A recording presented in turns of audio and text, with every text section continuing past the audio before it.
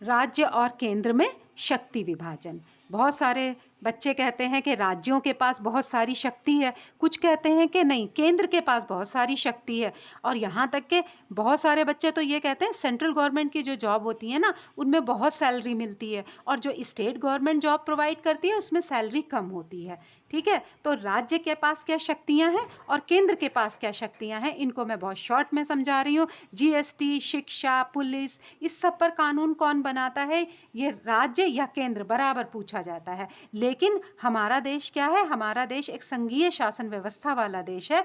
इसमें राज्यों की और केंद्र की शक्तियों का विभाजन कर दिया गया है। कुछ सब्जेक्ट दे दिए गए हैं, किसको, राज्यों को। इन राज्यों को कुछ सब्जेक्ट दे दिए गए हैं और कुछ किसको दे दिए गए हैं, केंद्र को कुछ सब्जेक्ट दे दिए गए हैं, जैसे पुलिस, स्वास्थ्य, कृषि, इस सब पर कानून बनाने का अधिकार किसका है, राज्य का है।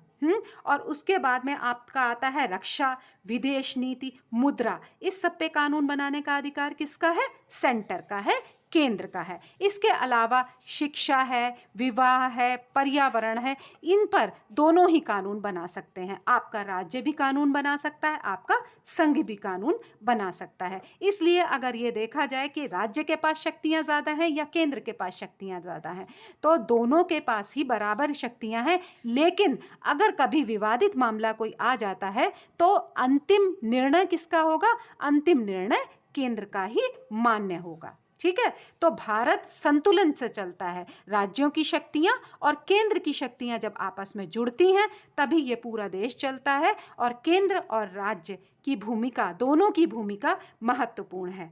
ठीक है, अब आप हमें ये बताइए कि राज्य के पास अधिक शक्तियां होनी चाहिए या केंद्र के पास अधिक शक्तियां होनी चाहिए। कमेंट में हमें ज़रूर बताइए कि राज्य के पास अधिक शक्तियां जानी चाहिए या केंद्र के पास अधिक शक्तियां होनी चाहिए।